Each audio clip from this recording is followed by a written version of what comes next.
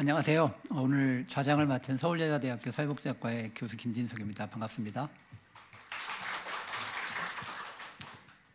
저 혼자 나와 있으니까 좀 굉장히 뻘쭘하긴 한데요. 그냥 한번 시작해 보겠습니다.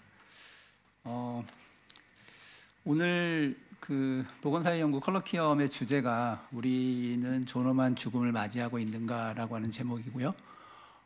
제가 오늘 이 행사의 좌장을 맡은 이유는 오직 한 가지 이유인데요. 제가 대단한 전문가라거나 그런 것이 아니고요. 말하기 전에 생각을 했어야 되는데 생각하지 않고 말을 해가지고 이런 결과가 빚어졌습니다.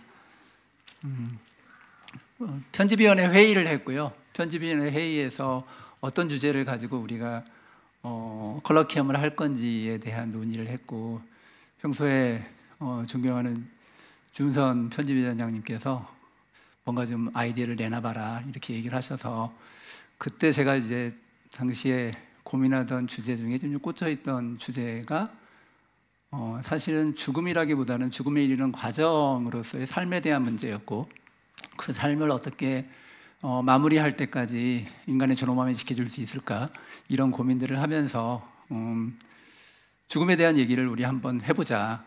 그리고 그런 얘기를 하지 않고 있고, 우리 사회에서, 그리고 뭐 금기시되어 있는 건 아니지만 충분한 연구가 되어 있는 것 같지도 않고, 그런 맥락에서 죽음에 대한 논의를 해보자라는 얘기가 있었고, 또 하나의 지점은 아까 말씀하셨던 것처럼 사회정책과 보건의료와 사회복지, 이 세 가지의 영역이 만날 수 있는 접점이 되는 주제이어야 하는데, 그 주제가 또 뭐가 있을까라는 고민을 하다가 보니까 죽음이라는 주제가 그 당시에 저에게 떠올랐고, 과제처럼 내는 이제 주제 몇 개를 드렸는데 한 이틀이 지나지 않아서 연락이 왔더군요. 그 주제가 꼽혔다. 그 얘기는 편집위원님들 많은 분들이 숙제를 충분히 하지 않으셔서 제 주제가 뽑힌 게 아닌가라는 생각을 하고 있습니다. 이제 그럼에도 불구하고 이 주제의 준비가 소홀히 된 것은 아니었고요. 저뿐만 아니라 저와 다른 두 분의 편집위원 선생님들이 같이 모여서 최소 한 4번, 5번 정도의 회의를 했던 것 같아요. 회의를 하면서 어떤 분을 모셔서 주제 발표를 드릴 것인가, 그리고 또 어떤 분을 모셔서 토론을 드릴 것인가에 대한 심도 깊은 토론과 논의가 있었고, 그 과정을 통해서 오늘 3분의 발표자와 4분의 토론자들을 모셨습니다. 오늘 주제 발표를 맡아주신 3분의 발표자들을 먼저 소개해드리도록 하겠습니다. 한국사회에서의 존엄한 죽음이라는 제목으로 전 보건사회연구원 부원장이신 정경희 박사님을 먼저 모셨습니다. 그리고 두 번째로 죽음의 의료화, 그러니까 죽음의 메디컬라이제이션이죠. 메디컬라이즈 데스, 우리 시대의 흔한 죽음이라는 제목으로 가톨릭대학교 인천 성모병원의 김도균 교수님을 모셨습니다. 그리고 마지막으로 존엄한 죽음을 위한 사회보장제도의 방향은 무엇인가라는 제목으로 국민건강보험공단 건강보험연구원의 김정혜 실장님을 모셨습니다. 3분의 발표를 보시면 아시겠지만 전체적으로 조금씩 다른 영역을 다루고 있고, 그 영역들이 전부 다 우리가 죽음에 대한 학문적인 고민을 하는데, 그리고 정책적인 측면에서의 고민을 하는데 각각 기여하는 바가 아주 명확한 그런 주제 발표가 있을 것으로 기대하고 있습니다. 그리고 이후에 4분의 토론자들을 모셨습니다. 전 국가생명윤리정책원장이신 김영애 전 원장님을 모셨고요. 그리고 서울대학교 사회학과의 서희정 교수님을 모셨습니다. 그리고 3번째로 서울여자대학교 사회복지학과의 최혜지 교수님과 중앙대학교 간호학과의 장송랑 교수님을 모셨습니다. 이 4분의 토론이 오늘 한국 사회에서 죽음이라는 주제를 가지고 논의를 하는데 발표의 내용들을 훨씬 더 풍성하게 채워줄 것으로 기대하고 있습니다. 그러면 먼저 첫 번째 주제 발표를 듣도록 하겠습니다. 정경희 박사님 나오셔서 첫 번째 주제 발표해 주시겠습니다. 박수로 맞이해 주시기 바랍니다.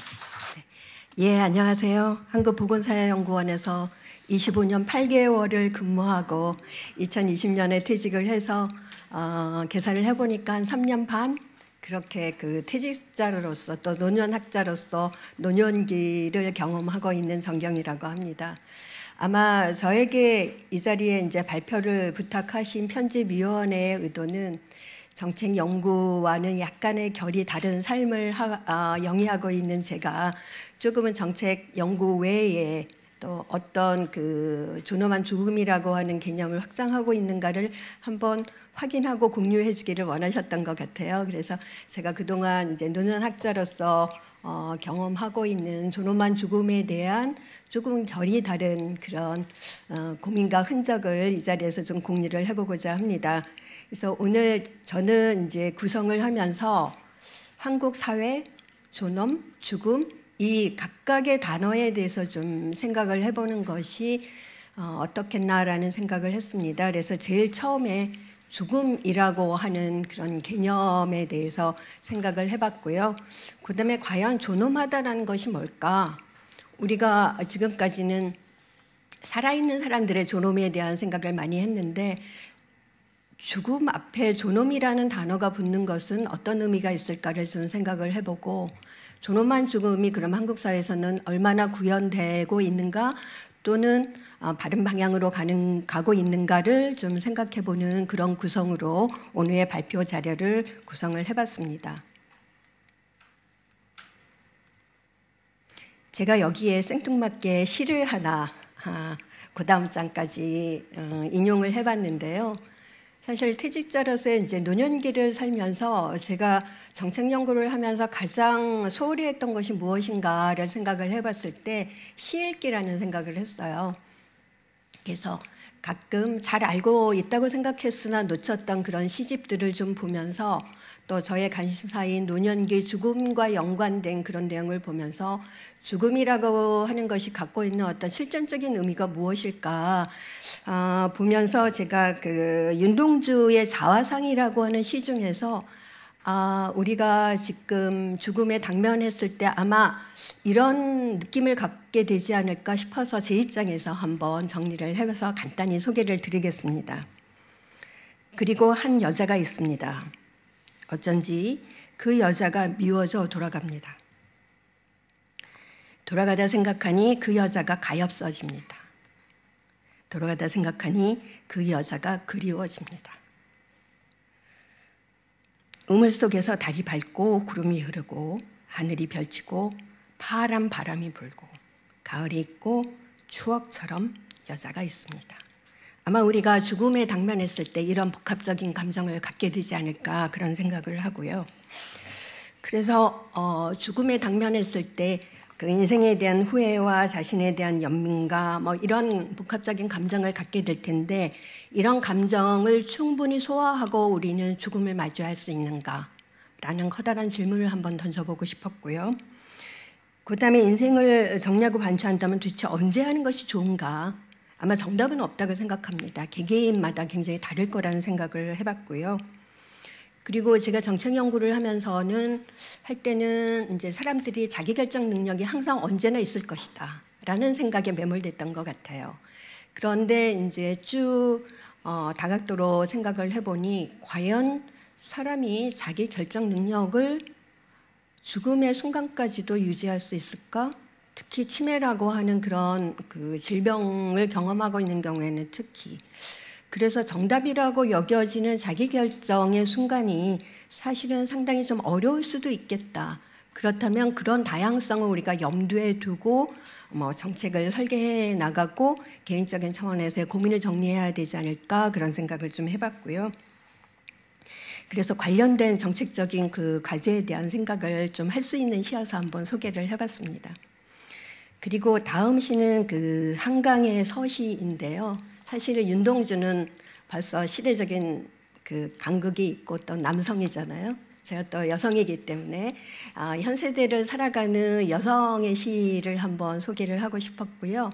한강은 여러분들이 이제 맨부커 인터내셔널 상을 수상한 소설가로 알고 계시겠지만 사실은 시로 처음 문학계에 들어온 사람입니다. 그래서 그 사람의 시 중에서 오늘의 주제하고 가장 알맞는 그런 시를 제가 발견을 했습니다. 그래서 이 시는 굉장히 긴데 그 시 중에서 오늘의 주제하고 가장 알맞는 내용이라고 생각하는 부분만 제가 부분 발췌를 좀 해봤습니다.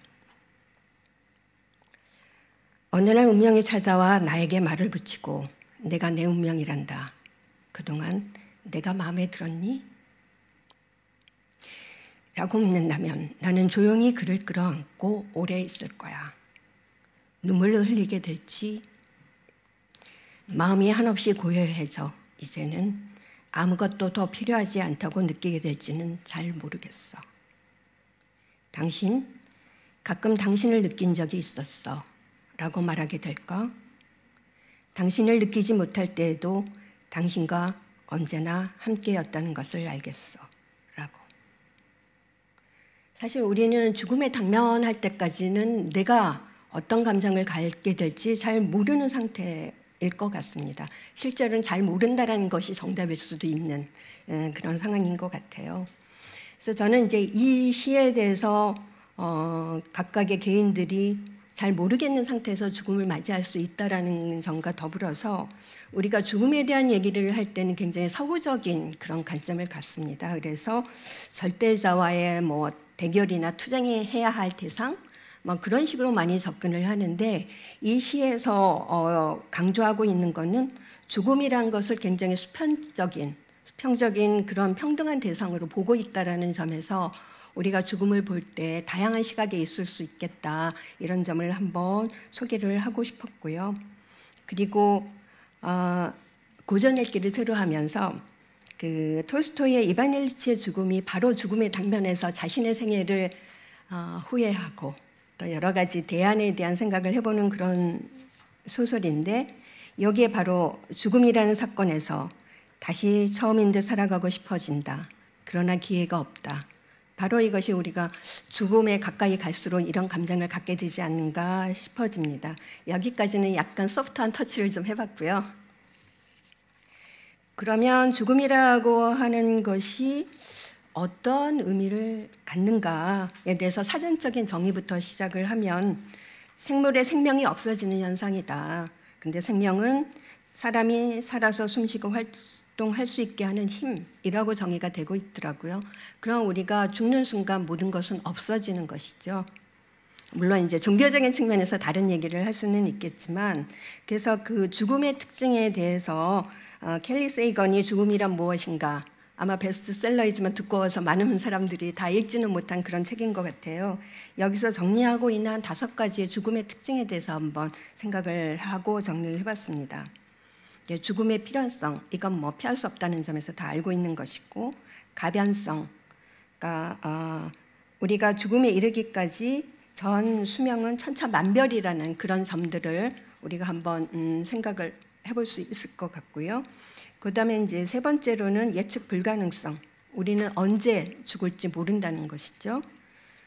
그 다음에 4번째로는 죽음의 편재성, 우리는 언제 어디서든 죽을 수 있다.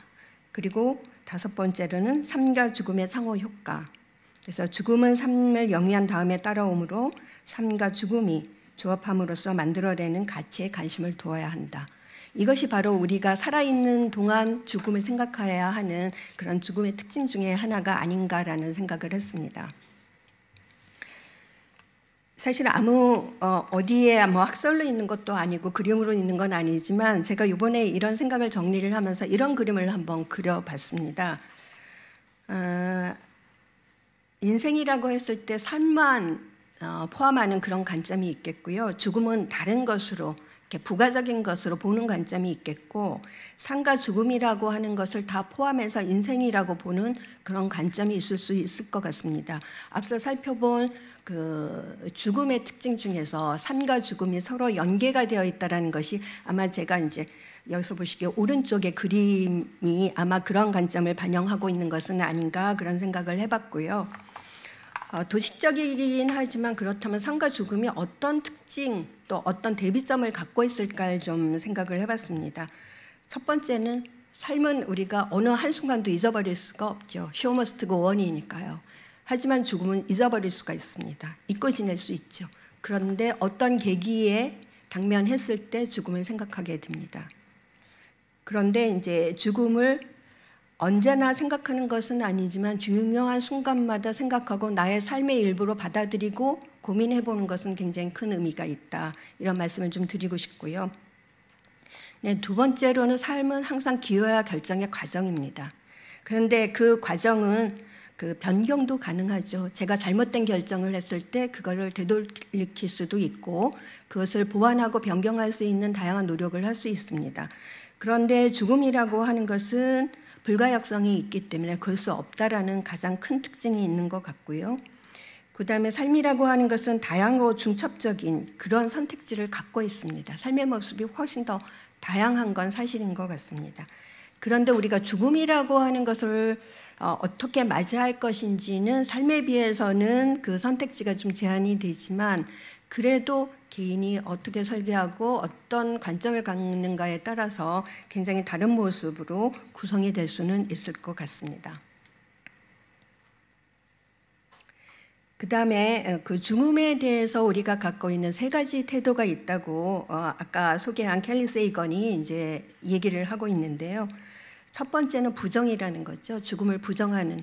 아마 현대 사회에서 사회과학의 세례를 받은 사람은 아마 부정하지는 않을 것 같아요. 근데 이제 두 번째가 인정이라는 거죠. 죽음이라는 우리가 이제 죽는다라는 것을 이제 사실로 받아들이고 가장 바람직한 방향으로 살아가려고 노력을 하는 것. 그래서 추구하는 삶의 방식에 굉장히 영향을 미칠 수 있는 그런 태도라고 볼 수가 있을 것 같습니다. 그래서 죽음을 인정한다라는 것은 행동의 변화를 일으키는 동기를 제공할 뿐만 아니라 행동을 바꾸도록 하는 근거를 제공한다고 아주 길게 쓰고 있더라고요. 그거는 한번 나중에 읽어보시면 좋을 것 같고요. 세 번째는 무시입니다. 영원히 살 것처럼 죽음을 무시하고 사는 것이죠. 이런 세 가지 태도가 있는데 이 저자가 가장 초점을 두는 것은 죽음을 인정하는 태도하고 관련된 것입니다. 근데 왜 인정이라고 하는 것이 비교적 바람직한 태도라고 생각하는데 왜 사람들은 죽음을 부정하려고 할까에 대해서 어떤 논리적인 그런 그 탐구를 하고 있는데 우리가 인간이 죽음을 부정하는 것은 두려움 때문이다. 그러면 죽음에 대해서 두려움을 갖는 것이 과연 적절할까에 대한 어떤 철학적 논리적인 그 논의를 하고 있는데 죽음을 부정하는 그런 태도에서 그 나타나는 그 두려움이라고 하는 것이 죽음이 나쁜 것이라는 것을 전제한다는 거죠. 그리고 무시할 수 없을 정도로 높은 발생 가능성이 있다는 것, 그리고 어느 정도의 불확실성이 있어야만 두려움을 갖는다라는 걸 그냥 논리적으로 받아들일 수 있다는 겁니다. 조금 복잡한 얘기이긴 하지만 확실성이 높으면 두려움이 아니라 분노나 짜증 같은 다른 감정을 갖게 된다라고 이제 서술을 하고 있어요. 근데 여기서 저는 이제 그 아무래도 정책이라고 하는 그런 맥락에서 봤을 때 두려움의 대상이 무엇인가는 죽음을 맞이하는 과정이다라고 얘기를 하고 있습니다. 그래서 그 과정 속에서 어떻게 두려움을 없애줄 것인가라고 하는 것도 굉장히 중요할 것이라고 생각을 하고요. 과연 죽음이 나쁜 것인가? 에 대해서는 아마도 기독교하고 불교 쪽에서 그 접근하는 방식이 좀 다른 것 같다는 생각을 갖고 있습니다. 그 다음에 죽음의 예측 가능성, 예측을 하기가 좀 어려운 거에 대한 얘기를 좀 하고 있는데요. 한 세 가지 점입니다. 하나는 상대적으로 일찍 와서 갑자기 이른 나이에 죽을 수도 있다. 그리고 더 오래 살면 우리 사회가 점점 좋아지고 있기 때문에 과연 그럴지는 잘 모르겠지만 어쨌든 좋아지고 있다라고 생각을 하기 때문에 좀 더 오래 산다면 나는 좀 더 좋은 삶을 누릴 수 있지 않을까라는 생각을 갖고 있고 또 굉장히 오랜 기간을 우리가 평균 수명에 비추어서 생각을 하는데 그 수명보다 좀 빨리 죽는다. 이런 것들도 예측 불가능성을 가져온다라고 얘기를 하고 있고 아까 앞에서 삶이라고 하는 것하고 죽음이라는 것이 굉장히 연관성이 높다는 말씀을 드렸는데 왜 그래야 하냐, 왜 그런가? 그리고 죽음 때문에 우리가 삶을 굉장히 신중하게 살아야 한다. 거기서 이제 두 가지 이유가 있다라고 서술을 하고 있더라고요. 일단 우리가 인생 속에서 추구하고 싶은 목표가 굉장히 많다라는 거죠. 어떤 목표를 선정할 것인가?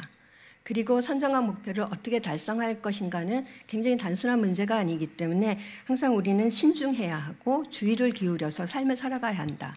그리고 그런 것들이 정리가 되는 순간이 죽음이 아닌가라고 정리를 하고 있습니다.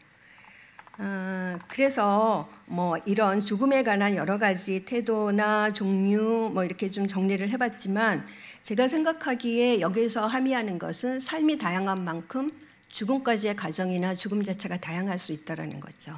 근데 그 다양성은 내가 어떤 삶을 영위해오고 어떻게 죽음을 맞이할 준비를 해왔는가에 따라서 달라질 수 있다, 그런 생각을 갖게 됐고요. 여기에서 제가 이제 그 영생에 대한 태도, 제가 준이라고 써놓은 것은 영생이 없다라고 믿는 사람들도 굉장히 많기 때문에 어쨌든 내가 죽은 다음에 어떻게 될 것인가를 생각을 했을 때 첫 번째 태도는 나의 일부가 계속해서 남는다. 바이올로지컬한 측면에서요. 그다음에 이제 두 번째는 내가 이룬 성취가 계속 남아있다. 아마 이것이 아마 이 자리에 앉으신 많은 분들이 생각하시는 그런 태도가 아닐까라고 생각을 하는데, 성취는 개인별로 굉장히 다양할 수 있는 것이죠. 가족들 간의 유대라든지 학문적 성취라든지 예술적인 업적이라든지 굉장히 이런 다양한 성취가 남을 수 있고 그것이 나의 영생을 가져온다. 영생이다라고 생각을 할 수도 있고요. 그 다음에 세 번째는 과연 죽음이 나쁜 것인가에 대한 대답하고 연관이 되어 있고 불교적인 사고하고도 연관이 되어 있는 것 같습니다. 삶은 원래 고해야 나쁜 거야. 그러니까 삶을 떠나는데 뭐 죽음이란 것이 그렇게 중요한 박탈이겠어? 아마 이런 태도를 가질 수도 있는 것 같습니다. 아마 이런 여러 가지 태도를 나는 어떤 태도를 갖고 있는가 한번 생각해 보는 것은 본인의 삶과 또 죽음의 과정을 설계하는 데 굉장히 중요할 거라고 생각을 합니다. 여기까지는 조금 정책하고 관련이 없는 것들을 조금 생각해 보려고 저 나름대로 이제 노력을 해본 것이고요. 지금 이제 죽음의 유형이라든가 죽음의 종류와 시기, 그리고 죽음을 받아들이는 5단계, 이런 것들은 아마 여러분들이 이제 죽음에 대한 조금만 관심이 있으면 다들 듣고 읽어보셨을 그런 내용입니다. 근데 여기서 보면 우리가 이제 고령화가 진행이 되면서 돌연사나 아니면 공포 유형보다는 노쇠로 인해서 죽음이란 과정이 예측 가능하기도 하면서 길어지는 그런 죽음이 많아지고 있고요. 그 다음에 자기결정에 의한 죽음 같은 것도 우리가 연명의료라든지 안락사를 둘러싼 그런 논의의 촉발점이 되고 있는 것 같습니다. 그런데 이 예측 가능성의 변화라고 하는 것은 어느 사회, 어느 시대인가에 따라서 굉장히 많이 달라지는 것 같아요. 그래서 우리 한국, 지금 2024년에 우리가 생각하는 예측 가능성하고 또 10년 후인 2034년에 미국이나 스웨덴 같은 나라에서 느끼게 될 예측 가능성은 굉장히 달라지지 않을까, 그렇게 생각을 합니다. 그래서 죽음의 종류와 시기를 봤을 때 그러면 이 슬라이드입니다. 어떤 여파가 있고 좀 더 강조되어야 될 서비스는 무엇일까를 한번 생각을 해봤습니다. 돌연사와 진행형의 죽음이 있다고 했을 때 돌연사가 노년기 이전에 발생을 한다. 20, 30대에 돌연사이다 그러면 중요한 타자들한테 주는 타격이 굉장히 크겠죠. 본인이 죽을 거라는 걸 모르고 생활을 하는 상태에서 발생한 거기 때문에 이런 경우에는 이제 애도와 관련된 서비스가 좀 중요하지 않을까라는 생각을 좀 해봤고요. 노년기 이후에 이루어지는 돌연사는 아마 90대, 80대에 일어난 돌연사에 대해서는 주변에서 많은 그거는 행복한 죽음이다, 이런 얘기들 많이 하시는 것 같아요. 왜냐하면 본인도 행복하고 주변의 가족들에게 짐이 되지 않은 상태에서 죽었기 때문에. 그래서 비근한 예로 현미가 아침에 그 다른 팬클럽의 회원이 죽음을 발견했을 때 많은 사람들이 나도 그런 죽음을 하고 싶다, 저는 그런 얘기를 하시는 분들을 굉장히 주변에서 많이 봤거든요. 그래서 그 죽음의 과정에서 발생하는 여러 가지 복잡한 문제와 고통에 대해서 아마 그런 것들이 갖고 있는 어려움 때문에 아마 그런 얘기들이 좀 나온 거 아닌가 싶고, 그게 우리의 현재 한국의 현실이 아닐까, 그런 생각도 좀 해봤습니다. 그래서 여기는 이제 애도와 그 사전 예방적인 접근이 좀 필요하지 않을까. 돌연사라고 하는 것이 본인에게는 굉장히 그 준비되지 않은 상태에서 올 수 있기 때문에 사전 예방적인 것도 굉장히 중요하다는 생각을 했고요. 그다음에 진행형하고 관련해서는 노년기 이전과 이후도 이것도 좀 살펴볼 수 있을 것 같은데, 상대적으로 노년기 이전에 그 진행형의 죽음을 경험하는 사람은 부정과 고립과 분노의 단계가 상대적으로 좀 길지 않을까. 그리고 노년기 이후의 진행형의 죽음을 맞이하게 하는 사람들은 그러니까 우울과 수용의 단계가 좀 길지 않을까 그런 생각을 해봤고 여기에 맞는 서비스 제공이 이루어져야 되지 않을까 그런 생각을 좀 해봤습니다. 그리고 신체적인 허영이나 고통을 경험하는 사람과 인지 능력이 저하된 노년기에서 죽음을 맞이하는 사람은 굉장히 제공되어야 될 죽음과 관련된 서비스의 내용이 다르지 않을까라는 생각을 해봤습니다. 요거 이제 좀 말씀을 드리고요. 그 다음에 이제 그 비슷한 내용이기 때문에 조금 넘어가고 존엄하다는 것에 대해서 간단히 좀 말씀을 드려보려고 합니다. 제가 이제 존엄이라는 단어를 가지고 좀 찾아봤는데 사실 인용할 수 있는 것들이 그렇게 많지는 않더라고요. 국제연합의 이제 세계인권선언이나 우리나라 헌법에 있는 내용들을 한번 살펴봤는데 그렇게 제가 이 자리에서 아주 구체적으로 언급할 만한 내용이 없었습니다. 그래서 그 노인을 위한 유엔 원칙이 이제 독립, 참여, 돌봄, 자아실현, 존엄성입니다. 그래서 존엄이라고 하는 단어가 아주 명쾌하게 여기가 제시되어 있기 때문에 한번 여기 정리를 해봤는데요. 여기에 보시면 존엄과 안전 속에서 살 수 있어야 하며 그리고 여러 가지 지위에 상관없이 공정하게 대우받아야 하며 그리고 그들의 경제적 기여와 상관없이 평가되어야 한다. 어느 정도 삶과 죽음에 대해서 연관성도 있으면서 구체적이지는 않다. 그런 느낌을 좀 받게 됐고요. 그래서 저는 죽음에서 존엄성 확보에 대해서는 구체적인 관심이 좀 부족한 것 같다. 이런 생각을 해봤습니다. 그 다음 슬라이드에 있는 것은 그러면 유엔의 이 5원칙을 존엄한 죽음이라고 하는데 적용을 시킨다면 우리가 어떤 함의를 도출할 수 있을까 생각을 해봤는데 독립하고 관련해서는 안전하고 적응할 수 있는 환경에서 살 수 있어야 된다. 아마 이렇게 살다 보면 존엄한 죽음으로의 가정이 가능해지지도 않을까 그런 생각을 좀 해봤고요.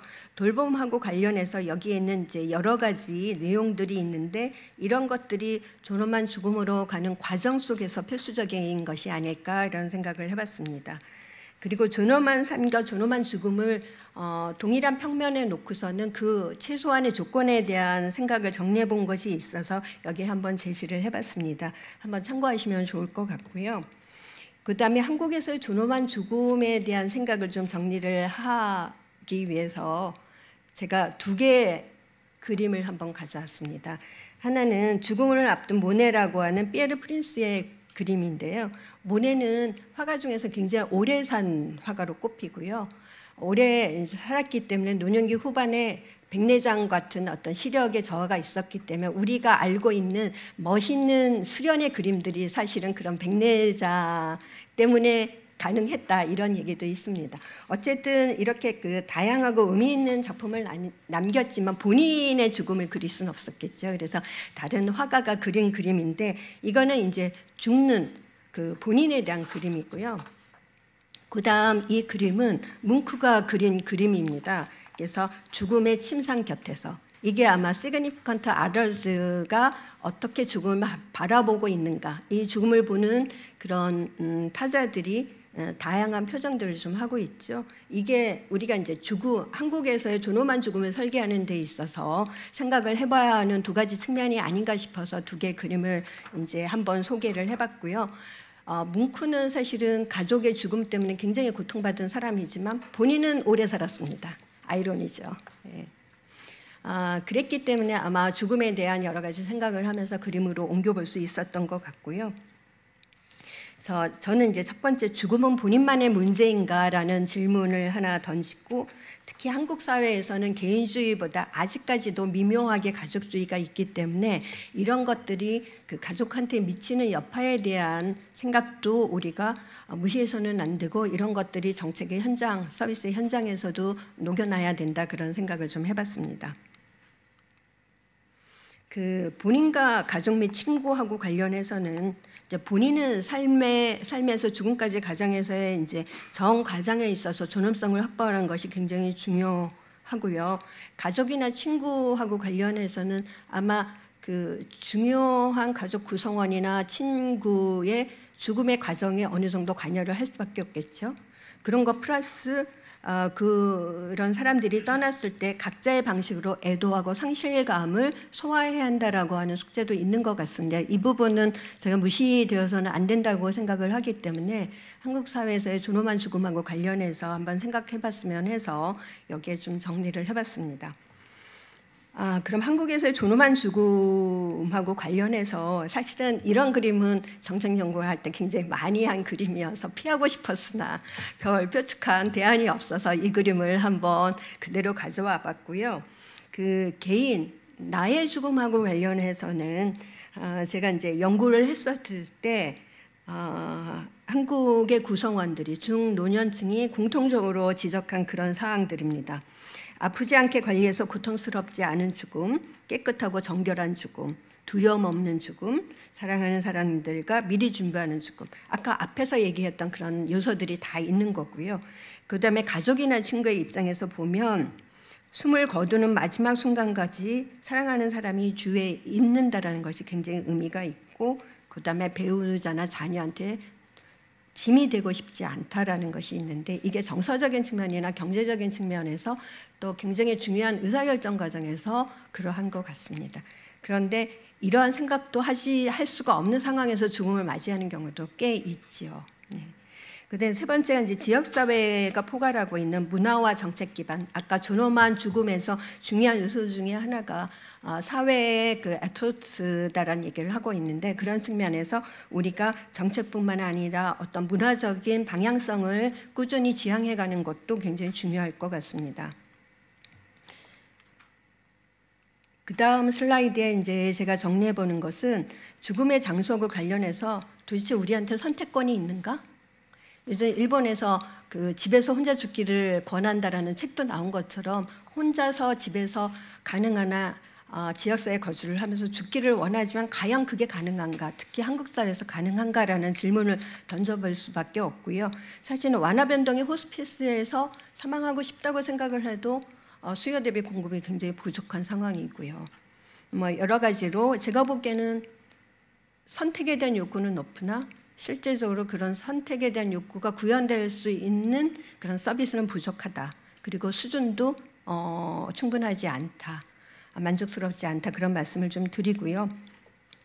그다음에 이제 존엄한 죽음을 위해서 필요한 요소들, 사실은 그렇기 때문에 거의 병원에서의 죽음을 염두에 두고 많은 분들이 이런 얘기를 하고 있는 것 같습니다. 그래서 가족과 본인과의 커뮤니케이션, 또 가족과 전문가들 간의 커뮤니케이션, 또 당사자와 의료인과의 커뮤니케이션, 또 의료진 간에 굉장히 우리가 파편화된 접근을 하고 있기 때문에 각 의료진 간의 그 충분한 소통이 필요하지 않을까라는 생각에서 이걸 좀 정리를 해봤습니다.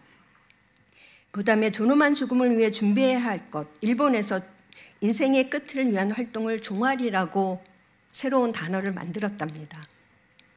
일본이 원래 이제 다양한 단어들을 많이 만들지만 거기에서 여러 가지 이제 준비해야 될 것들을 얘기를 하고 있고요. 사실 이거는 제가 보기에는 최소한의 준비인 것 같고요. 한국 사회에서도 굉장히 이런 얘기를 많이 해왔던 것 같습니다. 그런데 실제로 얼마만큼 우리가 진도를 나가고 있는가에 대해서는 저는 퀘스천 마크라는 말씀을 좀 드리고요. 그다음에 이제 그 웰다잉의 측정을 도구하는 연구가 있는데, 웰다잉이라고 하는 것이 우리가 지금 이 자리에서 생각해보고 있는 존엄한 죽음하고 좀 비슷한 것 같아서 한번 가져와 봤습니다. 의미를 찾고 가족 간의 가치를 공유하고 죽음을 수용하고 또 죽음에 대한 성찰을 하고 사전 의사결정을 하는 것, 이런 것들이 다 중요하다라고 보고요. 이런 것들은 그냥 다이어그램으로 아까 했던 연구에서 한국인들이 생각하는 좋은 죽음하고 한번 매치시켜서 여기 한번 정리를 좀 해봤고요. 자료에 있는 내용 중에서 제가 살짝만 더 추가를 해봤습니다. 우리 사회는 어디를 향해서 어디쯤 와 있는가? 사실은 오늘 이 자리에서 그런 질문을 좀 많이 던지고 싶었어요. 과연 우리는 얼만큼 발을 이렇게 내딛고 있는 건가? 너무 속도가 느린 건 아닌가? 뭐 그런 생각을 좀 하고 싶었고요.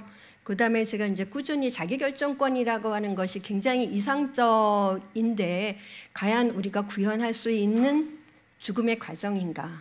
그러니까 신체적으로 굉장히 많은 고통을 경험하는 사람이 그 준비할 수 있는, 또 죽음을 준비해야 하는 시기와 또 자기 결정권이라는 단어 자체가 사치일 수 있는 그런 인지 능력이 떨어진 상태에서 죽음을 맞이하게 될 가능성도 우리한테는 언제든지 있기 때문에, 그렇다면 어떤 단계에서 죽음을 고민을 해봐야 될까, 이런 생각을 한번 오늘 이 자리에서 해보고 싶었고요. 맨 마지막에 제가 그 추가한 슬라이드는 제가 요즘 그 음악가의 말년과 죽음이라고 하는 강의를 듣고 있는데요. 거기에서 들으면서 이거는 정말 이 자리에서 한번 공유를 하고 싶다, 이런 내용이 있어서 한번 정리를 해봤습니다. 하나는 그 스트라우스라고 하는 그 독일 작곡가가 있는데, 우리가 아는 왈츠레스 스트라우스가 아니고요. 그 자라투스트라는 이렇게 말했다라고 하는 교향시를 작곡한 리하르트 스트라우스입니다. 이 사람이 80 넘게 오래 살았는데 80대일 때 기자가 이렇게 물었답니다. 미래 계획이 뭡니까? 80대인 그 작곡가한테 물어봤대요. 그랬더니 죽는 겁니다. 이보다 더 확실한 계획이 어디 있겠습니까? 라고 얘기를 했다고 합니다. 이게 바로 우리가 이제 죽음이라고 하는 것이 피할 수 없으며 또 준비해야 한다라는 그런 의미인 것 같고요. 두 번째로는 그 오은이라고 하는 지금 현 세대를 살아가고 있는 시인이 그 죽음에 대해서 얘기를 한 겁니다. 제가 지금 보이지 않아서 정확하게 읽을 수 있을지는 모르겠지만, 우리가 마지막에 만날 부사가 결국이 아니라 마침내였으면 좋겠다. 마침내라고 하는 것에서는 우리가 달성하고 무엇을 준비한다는 것이 내포되어 있기 때문이다 라는 문구를 좀 소개하고 싶었고요. 마지막은 사실은 이분은 제가 책을 읽지는 못했습니다. 그 일본에서 두 번째로 노벨상을 탄 작가인데요. 조금 우리가 이 사회, 이 자리가 조금 다른 층의 의미를 더하기 위해서 이 문장을 좀 소개를 하고 싶었습니다. 나는 다시 살 수 없다. 우리 개개인은 다시 살 수 없죠. 죽음은 끝이죠. 그런데 하지만 우리는 다시 살 수 있다. 그러니까 사회라고 하는 것은 계속 이어질 수 있다는 것이죠. 그래서 이 자리에서 우리가 고민하는 것들이 모여서 존엄한 사회를 만들어갈 때 이런 것들이 아마 우리 후세들에게 좀 더 높은 수준의 존엄성을 그런 달성할 수 있는 그런 그 출발점을 만들 수 있지 않나, 이렇게 생각을 해봤습니다. 네, 경청해 주셔서 감사합니다.